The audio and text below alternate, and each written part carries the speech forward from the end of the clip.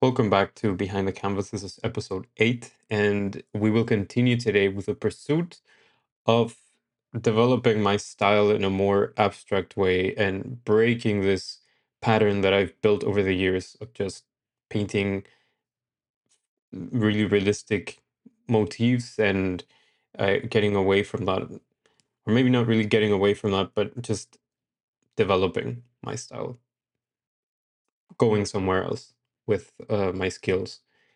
And it's very difficult because again, I landed on a similar realistic subject for this painting. I couldn't just grab something abstract or completely abstract and just start painting. Somehow it is extremely difficult for me to do that.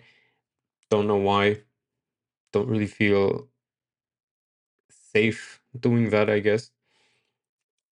But this is nonetheless a very good exercise for me to evolve, I would say.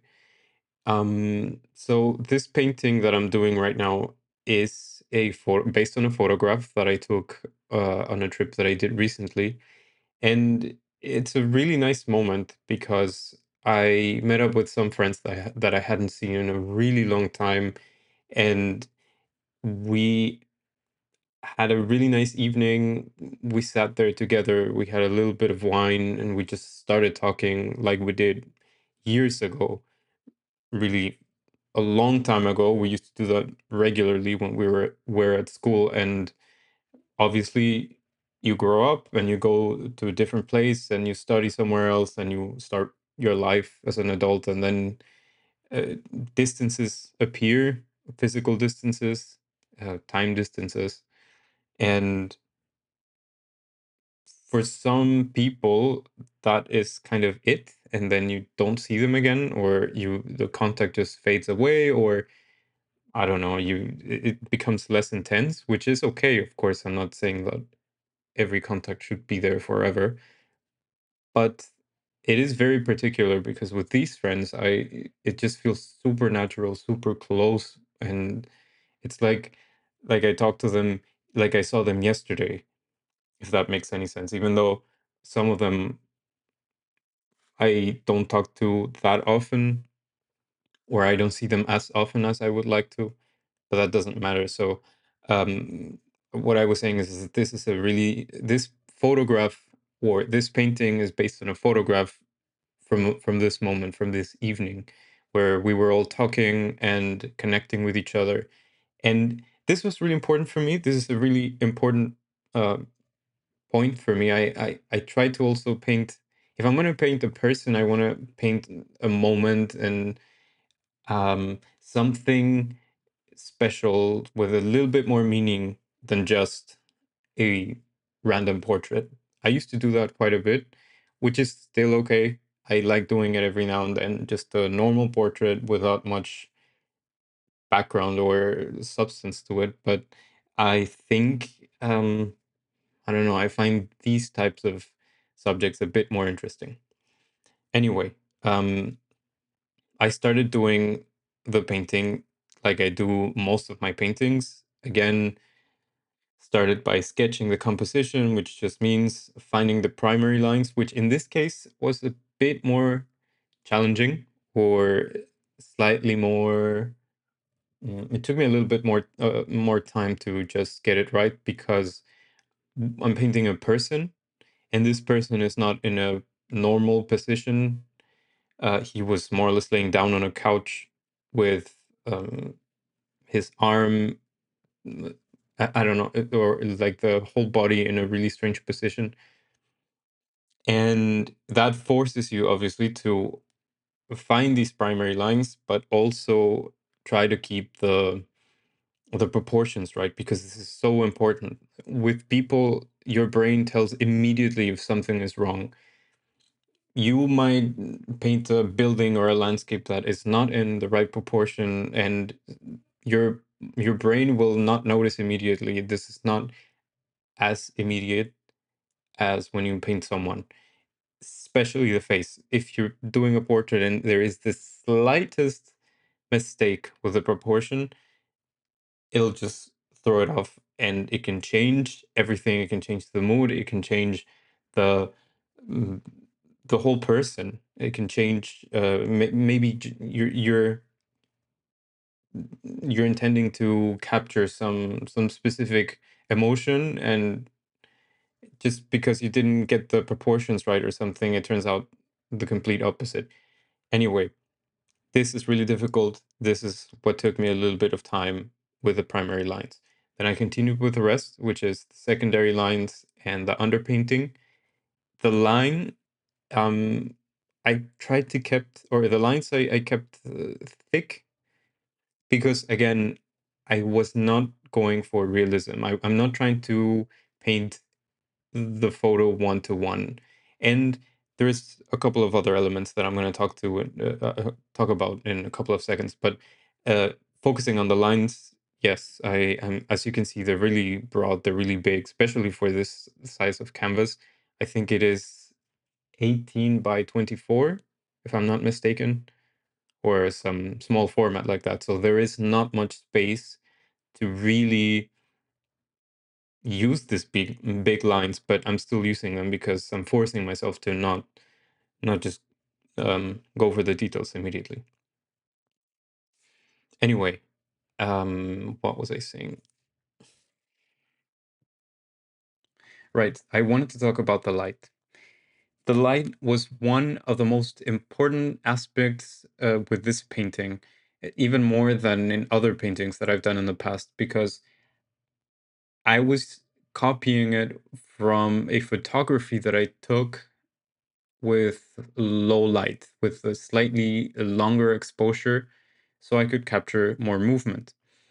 I mentioned at the beginning of the video and in other videos that I have this problem with having to or being able to express myself in a more abstract way. And I have the same problem with my photography. When I take photos, I tend to make them very sterile and boring, and I want to bring in more movement into the scene and not focus too much on whether it's completely sharp or not. I really want to break off that pattern and focus a lot more on things that I believe matter a little more, like the content and the movement and the life that you're representing while taking a photograph. So this evening, the light of the room was horrible. Like I mentioned before, it was this clinical white light. And once I changed that, I started taking long exposure photographs, maybe half a second, maybe slightly less than that. I'm not sure. I don't remember. And for some reason, this particular photograph caught my attention a lot, and I just needed to paint it. The light was beautiful. It's really warm, really inviting, and I wanted to capture that in my painting. But I also wanted to capture something else, which was the movement. Now, when I talk about movement, I know that main goal was not to copy one to one the blurriness from the photograph, because again, if I'm just copying something and trying to make it like I see it, then I'm not processing it.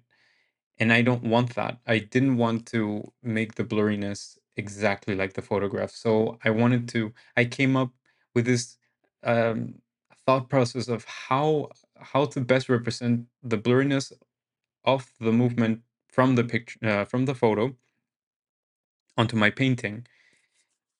Honestly, that's a very interesting challenge on its own, because you start thinking about the different possibilities. And I thought maybe I should layer this a lot and make very thin colored layers above each other, on top of each other, and just see where that takes me.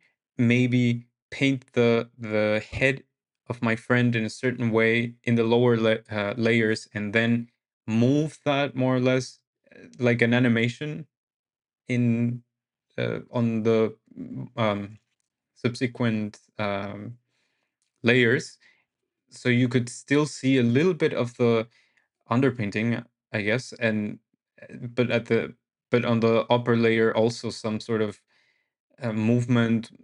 I don't know. It was really difficult, honestly, to come up with something that I would like.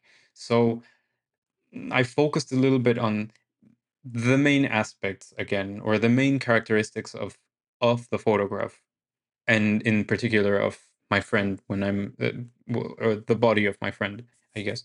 The strong shadows were one of them, and that really helped me because I knew where to begin.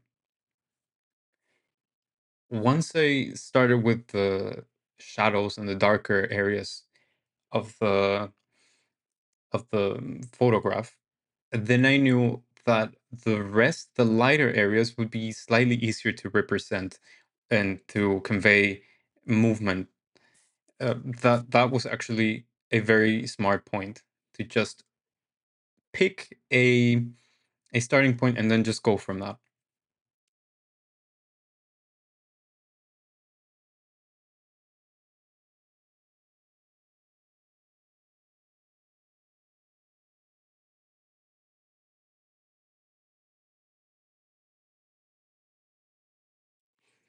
Now the next challenge was not the paint itself, it was the brushes.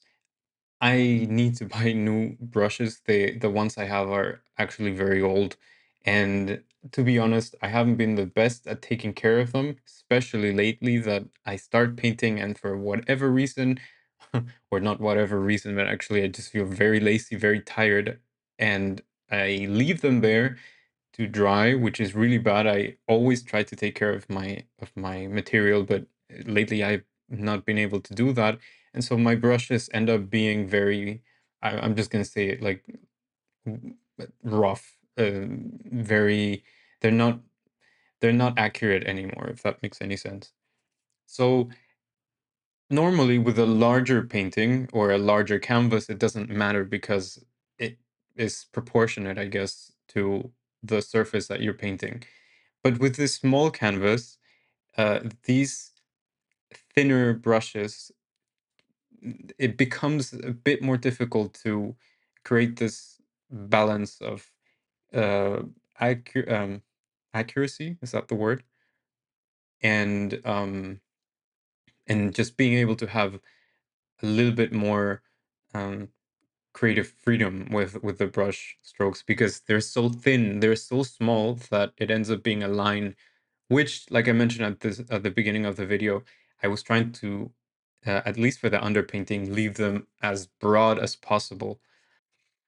But while mixing the colors, I noticed immediately that a such a small brush will have to have, or I will have to give more brush strokes to the painting so it more or less feels in scale. It's very hard to describe right now, but that was also a challenge.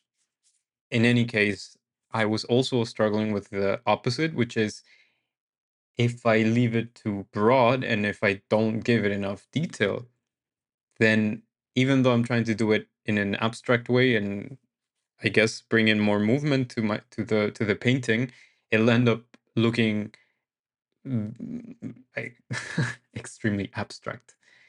Which I guess it could have been a nice way or a nice exercise to just let go of that and make it as abstract as possible. But again, I guess I wanted still to leave this as in a way that it could be recognizable because yeah, the motif itself was not okay. I'm gonna destruct this subject and just make it in an abstract way. Rather, bring some abstract techniques into my painting style so I can come up with something else and develop my style. Anyway, that made probably no sense to you, but in my head, it was a bit clearer what I wanted to say. Um, but anyway, I continued painting the hair. I moved a little bit to the facial features, which I think more or less at this point I was kind of nailing down. He has glasses. He wears glasses and has a beard, and those were more or less well, not more or less. They were essential to recognizing him in the painting. So that's another point. Finding the elements that make your painting or your subject what it is super difficult, or at least it takes a lot of time. just just as if you're doing a realistic portrait of someone, it applies to this abstract pursuit that I'm doing. I still need to find certain elements, key elements, to represent, so that the subject remains true to the source. And this is very, very difficult.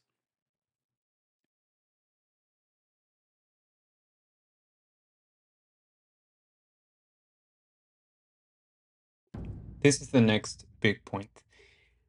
In this painting, in this particular painting, finding the elements that make the subject recognizable for the audience is paramount, is super important.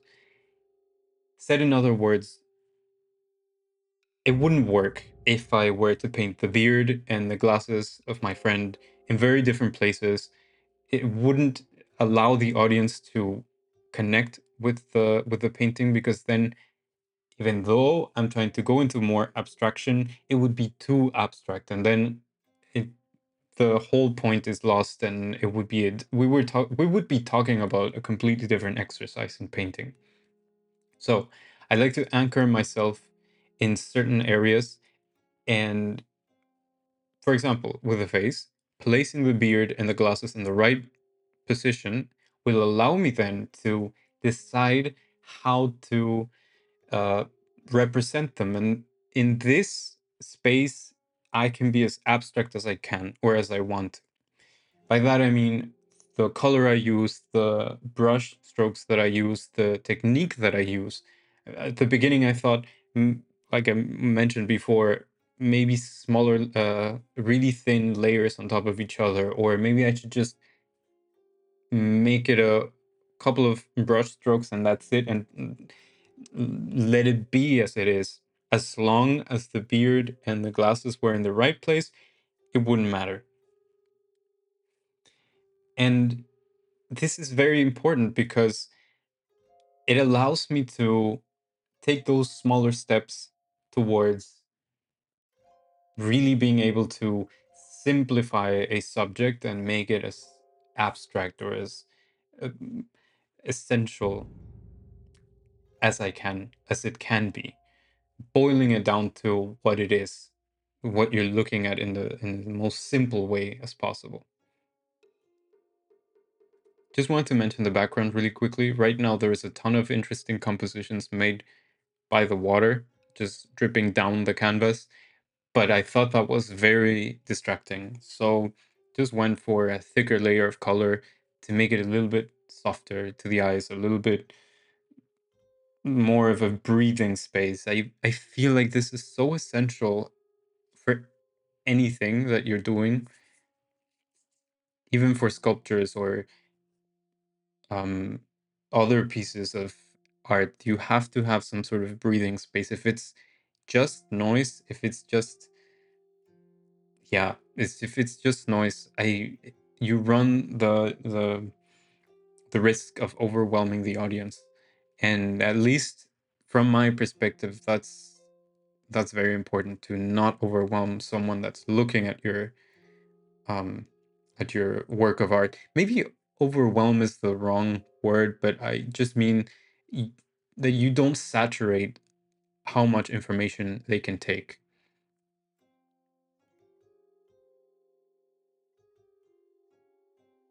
And continuing with this idea of not saturating the audience with elements, the hands were very, very central to this composition. And I'm gonna be completely honest. I guess I didn't find the best way to represent them. I I don't know. I need to practice hands again. I rarely paint them, and it's all about learning and being honest of the entire process. And hands can be very difficult. They're like faces, but very different. But at the same time, if they're wrong, they just look ugly. And in this case, they looked ugly. I didn't manage to represent them the best way possible. They were in an they- to be fair, mm, in the picture, the position that my friend was in, like the hands were very twisted, or they weren't really immediately recognizable as hands. I mean, you know that they're hands because they're there, but that just made it a challenge for me to paint. And I didn't want to focus too much on that. I felt like I achieved the head and the face of my friend in a very decent way, and I knew that if I started focusing too much on my hands and trying to correct it and try to make them as accurate as possible, I would just ruin the painting, and it would be again this discussion that I have been expressing for the past, I don't know how many minutes it's been already, 16, 17 minutes, of trying to boil it down to the essentials, and that's it, leaving it there. So yeah, I did my best with the hands. They're not pretty. They look like gloves, like boxing gloves or something, but it is what it is.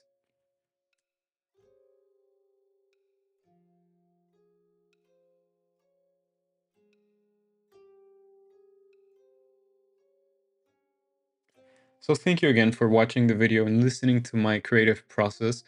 I hope it wasn't too confusing. Sometimes I really struggle with the best way to express something, and it doesn't help that I have a ton of ideas and a ton of things that I want to express about the painting, and sometimes connecting them is a challenge.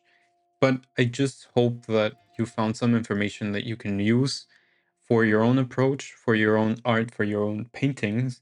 And if you like that content or this content, please let me know, write a comment. If you like it, subscribe to my channel. That would really help me. And I'll see you next time.